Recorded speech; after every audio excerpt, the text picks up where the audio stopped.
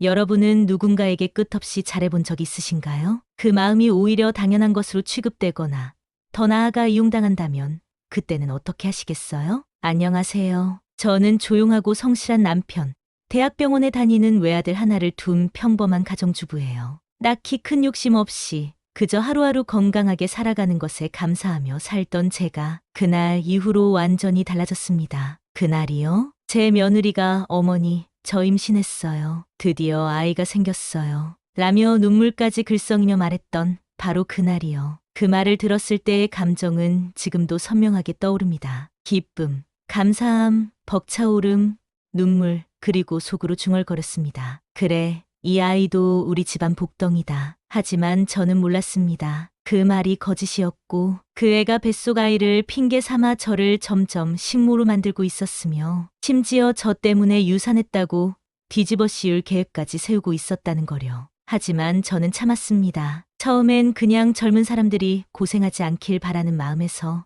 나중엔 손주 하나만 생기면 다 나아지겠지 하는 기대에서, 가족이라는 이유로, 엄마라는 이유로, 장모라는 이유로 모든 걸 해주는 사람이 있다면 그건 고마운 사람이지 당연한 사람이 아닙니다. 하지만 제 며느리는, 그리고 그 곁에 있는 제 아들은 그 사실을 너무 늦게 깨달았어요. 지금부터 제가 어떻게 모든 걸 알고 어떤 선택을 했으며 그 끝에 어떤 진실과 마주했는지를 차근차근 이야기해 드릴게요. 제 인생은 사실 참 조용한 편이었습니다. 남들처럼 큰 돈을 번 적도 없고 화려한 이력도 없지만 남편과 단둘이 알콩달콩 살아온 시간이 그저 감사하고 소중했어요. 남편은 공무원으로 30년을 묵묵히 일했고 저는 동네에서 작게 손뜨개 교실을 열며 소소하게 사람들과 어울렸죠. 그리고 가장 자랑스러운 건 단 한 명뿐인 아들, 강민우였습니다. 민우는 어릴 때부터 참 착하고 예의 바른 아이였어요. 공부도 곧잘 하고 친구들과도 잘 지내고 어릴 때 제가 해준 미역국 맛이 세상 최고라고 말해주던 아들이었죠. 그런 민우가 대학병원에 들어가 의사가 되었을 때 저는 그동안의 고생이 다 보상받는 기분이었어요. 저는 어머니 덕분에 여기까지 왔어요. 민우가 그렇게 말하던 날 저는 혼자 울었습니다. 아들이 의사가 되고 좋은 사람을 만나 결혼까지 하겠다고 했을 때 저와 남편은 그 어떤 반대도 하지 않았어요. 아들이 고른 사람이라면 무조건 믿자고 했습니다. 그리고 그렇게 민우가 데려온 사람, 첫인상은 정말 좋았어요. 조용하고 깍듯하고 고개를 꾸벅꾸벅 숙이며 말하던 그 모습에 아들 복만 많은 게 아니라 며느리 복도 있나 보다 싶었습니다. 그런데 지혜가 이런 말을 꺼냈어요. 사실 제가 어릴 적에 어머니를 일찍이 어이고 아버지 밑에서만 컸어요. 그래서인지 가족이 주는 따뜻함에 대한 갈망이 크거든요. 혹시 괜찮으시다면 결혼하고 나서도 시댁에 함께 살 수 있을까요? 중간 당황은 했습니다. 요즘은 대부분 분가하는 게 당연한 시대잖아요. 저희 부부도 사실 아들 결혼시키고 나면 작게나마 여행도 다니고 삶을 여유롭게 보내자며 꿈을 꾸고 있었거든요. 하지만 그런 사정이 있는데 어떻게 모른 척 하겠습니까? 지혜가 기특하다는 생각이 들었고 더 가까이 정을 나눌 기회라고 생각했습니다. 그래, 괜찮다. 어차피 우리도 심심할 때였는데 잘 됐다. 가족끼리 따로 살면 정도 멀어진다더라. 몇 년 같이 살다 독립하면 되지 뭐. 그렇게 지혜는 우리 집 2층으로 들어왔고 민우와 지혜, 젊은 부부가 바로 위층에서 살게 되었죠. 처음엔 정말 좋았어요. 아침엔 제가 끓인 미역국 냄새에 지혜가 내려와 어머님, 너무 맛있어요 하고 웃었고 퇴근하면 두 사람과 함께 된장찌개를 끓여 밥상을 차려 나눠 먹었죠. 어머니, 진짜 친정엄마 같아요. 지혜의 그 말에 제가 얼마나 감동했는지 모릅니다. 당연히 생활비 같은 건 따로 받지 않았어요. 신혼인데 얼마나 돈이 들겠어요. 엄마, 지혜 월급도 아직 많지 않고 내가 월급에서 조금씩 모으고 있어. 나중에 집 구할 때 보태려는 거니까 너무 신경 쓰지 마. 민우가 그렇게 말하니 오히려 든든했습니다. 그렇게 가족으로서 함께 살아가는 시간, 처음엔 분명히 따뜻했어요. 그런데 그 평온한 일상이 아주 조금씩 아주 조용히 흔들리기 시작했습니다. 변화는 아주 사소한 부분에서 시작됐어요. 처음에는 식사 시간이었습니다. 예전엔 같이 식사하던 며느리가 오늘은 좀 늦을 것 같아요. 회사 일이 있어서요. 하더니 이틀, 사흘이 지나고 결국 한 달에 한두 번 얼굴 보기도 힘들 정도가 되었습니다. 설마 했죠.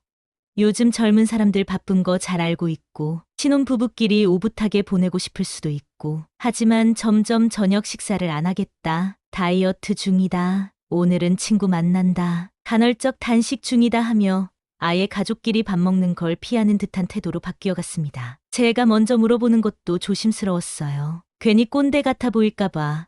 괜히 시어머니 눈치 본다는 소리 들을까 봐요. 그 다음은 살림이었습니다. 처음엔 자기가 빨래하겠다고 했던 지혜는 언제부턴가 빨래 바구니를 그냥 욕실 앞에 놓기 시작했고 아무 말이 없길래 제가 대신 세탁기에 넣었죠. 어머님, 감사합니다. 그 한마디에 또 마음이 풀려서 그래, 뭐 별일도 아닌데 하며 그렇게 넘어갔습니다. 근데 그게 일상이 됐습니다. 빨래, 청소, 쓰레기 버리기, 주말 점심 준비. 모든 게 어느새 제 일이 됐고 그건 딸처럼 생각한 며느리가 시키는 일이 되어 있었습니다. 한 번은 친구가 그러더군요.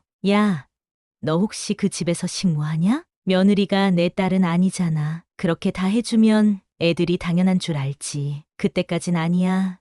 애들이 바빠서 그렇겠지. 나도 민우 어릴 때 힘들었잖아. 스스로 그렇게 위안했어요. 하지만 제 마음속에도 작은 금이 가기 시작한 건 그 무렵이었습니다. 갈등은 언제나 천천히 그러나 분명하게 다가옵니다. 그리고 그 시작은 대부분 참음에서 비롯되죠. 처음엔 제가 참고 그 다음엔 제가 양보하고 결국엔 제가 다 감당하게 됐습니다. 어머님, 저 오늘 미역국 먹고 싶어요. 지혜가 그렇게 말한 날이 있었습니다. 바쁜 와중에도 반가운 부탁이라 생각했죠. 정성 들여 미역국 끓이고 불고기에 잡채까지 곁들여 상을 차렸어요. 그날 식탁 앞에서 지혜가 말했습니다. 와, 어머님 진짜 최고예요. 제가 시집 잘 왔다니까요. 그 말을 들으니 몸은 피곤해도 마음이 따뜻했어요. 역시 가족은 이런 거지. 그렇게 넘겼습니다. 하지만 그게 시작이었습니다. 다음 날엔 갈비찜, 그 다음 주말엔 만둣국, 그 다음엔 요즘은 외식하기도 좀 그래서요 하며 저녁을 당연하게 맡기더군요. 이상하다는 생각이 들었지만 지혜가 입맛이 까다롭지 않아 다행이다라고 스스로 위로했죠. 그러다 어느 날 제가 힘들어 차려주지 못한 날이 있었어요. 지혜가 퇴근 후 배달 음식을 먹고 식탁에 그대로 놓고 방에 들어가더군요. 다음 날 아침 식탁에 마른 국물과 엎어진 컵라면, 용기를 보며 한참을 멍하게 앉아 있었습니다. 내가 너무 만만하게 보인 건가? 그리고 그날부터 빨래 바구니에 양말이 뒤집힌 채로 담기기 시작했고 욕실 거울은 수증기로 뿌옇고 물때가 가득했으며 가끔은 쓰레기 봉투조차 내다버리지 않았습니다. 그러면서도 지혜는 어머님, 요즘 손이 더 부지런해지셨어요 하고 웃으며 지나갔어요. 그 말에 가슴이 철렁 내려앉았습니다. 이 아이, 이걸 알면서 하는 건가? 점점 지혜는 더 당연하다는 듯 행동했고 민우는 바쁘다는 핑계로 그 어떤 상황에도 관여하지 않았습니다. 어느 날은 제가 이야기했어요. 지혜야, 이제 밥은 좀 내가 챙겨 먹었으면 해. 엄마도 가게 일하면서 계속 하려니 체력이 안 되네. 그러자 지혜는 미간을 찡그리며 한마디 했습니다. 어머님, 갑자기 왜 그러세요?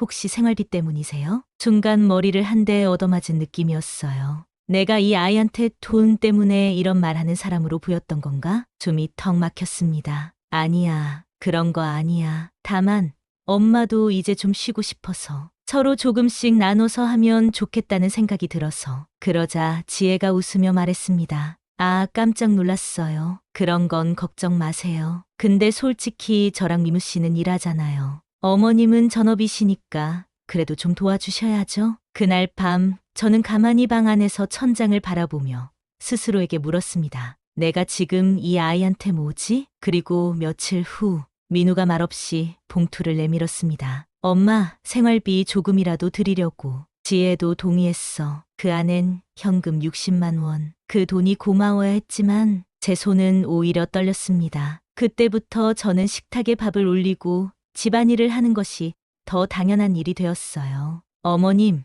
내일 친구들 오는데 과일 좀 깎아주실 수 있나요? 어머님, 저 오늘 회사 모임 도시락 좀 싸야 하는데 김밥 좀 부탁드려요. 어머님, 요즘 세탁기 잘 안 되던데 제가 잘 못 돌려서 그런가 봐요. 심지어 한 번은 어머님, 200줄 정도 김밥 싸주실 수 있을까요? 회사 직원들이랑 나눠 먹게요 하며 아무렇지 않게 말했습니다. 그 순간 저는 차마 뭐라 답하지 못했습니다. 김밥 200줄. 그 말을 들었을 때 저는 처음으로 며느리에게 억지를 느꼈습니다. 회사에 나눠줄 거라고 임신했다며 모두가 축하해줬고 김밥을 돌리고 싶다고 했죠. 그 말에 저는 한숨을 삼켰습니다. 그래, 이번 한 번만. 그날은 밤을 새웠습니다. 김밥 200줄을 정성스럽게 싸고 하나하나 포장하고 그래도 우리 집 손주 생겼다는데 이 정도는 괜찮다며 스스로를 위로했습니다. 다음 날 저는 김밥을 들고 며느리 회사로 향했습니다. 아직 완성되지 않은 몇 줄이 있어서 점심시간에 맞춰 갖다 주기로 한 거였죠. 며느리는 회사 로비에서 반갑게 저를 맞았고 김밥 박스를 건네받으며 말했습니다. 와, 어머님 진짜 감사합니다. 다들 엄청 좋아할 거예요. 순간 정말 눈물이 날 뻔했습니다. 뱃속에 있는 아기와 이 아이의 환한 미소. 이게 가족이구나 싶었습니다. 하지만 바로 그날 모든 게 무너졌습니다. 회사 계단을 올라가는 도중 한층 아래 계단에서 지혜의 목소리가 들렸습니다. 누군가와 통화 중이었죠. 아, 진짜. 내가 요즘 얼마나 편한 줄 알아? 김밥 200줄도 어머니가 다 싸줬어. 내가 임신했다고 말만 하면 다 해준다니까? 잠시 웃더니 그 아이는 이렇게 말했습니다. 조금만 더 버티다가 2달쯤 후에 유산했다고 하면 되지. 그럼 어머니는 죄책감에 절대 못 내보내지. 그 집은 평생 내 거야. 그 말을 들은 순간 심장이 멎는 줄 알았습니다. 거짓말이었어요. 임신도 김밥도 다 거짓이었어요. 그 아이는 단지 우리 집에 눌러앉기 위해 아들을, 남편을, 그리고 저를 철저히 이용한 거였습니다. 그 자리에서 주저앉고 싶었지만 저는 침착하게 다시 로비로 올라가 김밥을 하나하나 들고 사무실로 들어갔습니다. 어머님, 아직 안 가셨네요? 여기 회색 봉투 좀 가져다 주시겠어요? 화장대 옆 서랍이에요. 그렇게 부탁한 며느리를 위해 다시 집으로 돌아갔죠. 그리고 서랍을 여는 순간 또 다른 진실이 눈앞에 펼쳐졌습니다. 약 봉투, 피부과 처방전, 그리고 무엇보다 불임 클리닉에서 받은 치료 수첩이었습니다. 그 수첩엔 이렇게 적혀 있었습니다. 2024년 11월 15일, 난자 채취 불가, 착상 실패, 정기내원 권고, 거짓이었습니다. 전부 다 거짓이었습니다. 그리고 저는 김밥 박스와 그 수첩, 처방전을 들고 다시 회사로 돌아갔습니다. 점심시간이었고 지혜는 동료들 앞에서 김밥을 나눠주며 환하게 웃고 있었죠. 어머님, 오셨어요? 아, 그건 뭐예요? 저는 그 자리에서 묻지도 따지지도 않고 그 수첩을 그녀의 책상 위에 툭 하고 올려놓았습니다. 너 임신했단 말 다 거짓말이지? 지혜의 얼굴이 하얗게 질려갔습니다. 아니, 그게 아니라 이건 그냥 오해예요. 주변 직원들의 시선이 집중되었고 지혜는 저를 조용히 복도로 데려가려 했지만 저는 한 발도 움직이지 않았습니다. 여기 계신 분들 다 들으세요. 이 아이 제 며느리입니다. 그런데 이 아이는 임신했다고 거짓말을 했고 저를 이용해서 매일같이 밥을 해달라고 하고 김밥 200줄을 싸오라고 하고 2달 뒤엔 유산했다고 말할 생각이었답니다. 그래야 죄책감에 시어머니가 평생 옆에 두고 못 쫓아낼 테니까요. 지혜는 말렸습니다. 어머님, 제발 그만하세요. 창피하잖아요. 하지만 저는 말을 멈추지 않았습니다. 그렇게 가짜로 임신한 척하면서 저한테는 식모라며 회사 동료들한테 떠벌리고 다닌 거 다 들었어요. 계단에서 내가 모를 줄 알았니? 그 순간 지혜는 울면서 제게 매달렸습니다. 죄송해요. 진짜 잘못했어요. 다시는 안 그럴게요. 제발 민우 씨한텐 말하지 말아주세요. 그 사람까지 저 버리면 저 정말 끝이에요. 하지만 저는 말했습니다. 아니, 이제는 내가 끝낼 거야. 내가 우리 가족을 가지고 논 만큼 이제 그 책임을 져야지. 그날 집으로 돌아온 뒤 저는 남편과 아들에게 모든 사실을 있는 그대로 말했습니다. 아들의 눈에서 눈물이 흘렀고 남편은 이 악물고 한마디 했습니다. 그년 내일 당장 내쫓아. 그리고 민우야, 그 아이랑 이혼해라. 민우는 그날 밤 아무 말 없이 방 안에 들어갔습니다. 그리고 다음 날 아침 아들은 제 손을 잡고 말했습니다. 엄마, 미안해요. 내가 그 사람 잘못 봤어요. 엄마 말대로 이제 끝낼게요. 며느리의 거짓 임신이 들통난 그날 이후 우리 가족의 시간은 한동안 정지된 듯 흘러갔습니다. 아들은 방 안에서 며칠간 거의 나오지 않았고 남편은 집안에서 무표정하게 신문만 넘기거나 밤이면 마당 끝에 서서 담배를 태우며 한숨을 쉬곤 했습니다. 그리고 저는 그동안 제가 받았던 감정의 찌꺼기들이 하루에 몇 번씩 쏟아져 나오는 걸 주체할 수 없었어요.